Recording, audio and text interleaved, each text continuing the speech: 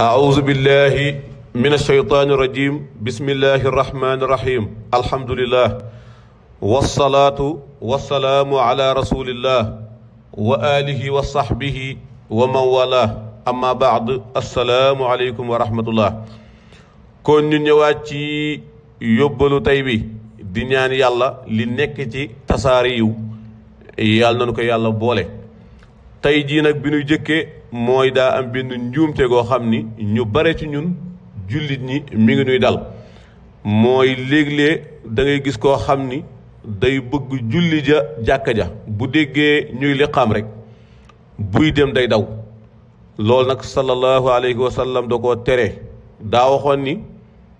bu ngeen dee jullitee si wala bu ngeen déggee ñu liqaam bu leen daw bu ngeen di ñëw na fekk yéen a ngi dox mu ni dénk naa leen ngeen dal bu ngeen ñëwee si julli gi lu ngeen ci jot ngeen ànd ak ñun lu leen ci raw bu nu sëlmalee ngeen fay loolooy maanaa bi itam ñëwaat na ci beneen xadis sallallahu alayhi wa sallam ci xadis boo xam ni Buxaari yi moo ko indi mu ni yonent bi sallallahu alayhi wa sallam Abu Qataada daa nettali ni yonent bi sallallahu alayhi wa sallam mos nañu toog ak moom di julli bi mu sëlmalee fekk daa déggoon ay kàddu ñuy gaawantu ba mu sëlmalee mu ni ana lan lu xew ana lan moo xew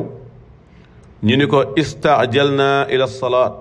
danoo gaawantu woon ngir fekk julli ga sallallahu alayhi wa sallam ni leen bu leen ko defati fala tafaalu ida ataytum salaata fa alaykum bissakina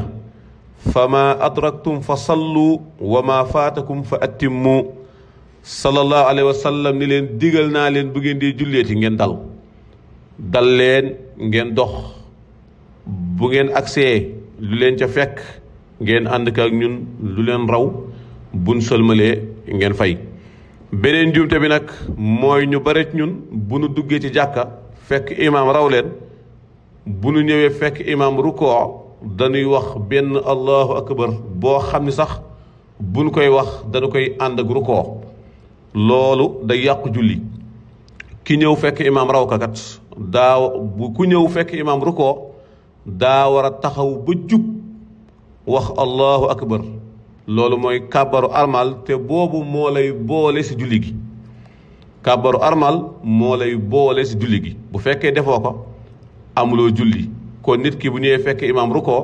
daa war a taxaw ba jub wax allahu akbar ba noppi waxaat beneen allahu akbar boo xam ni mooy bu rukkoo bi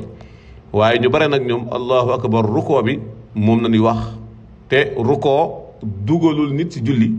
kàbbaru armal mooy dugal nit ci julli kon bu fekkee bi ngay wax allahu akbar mi ngi ànd ak ngay rukkoo di gaawantu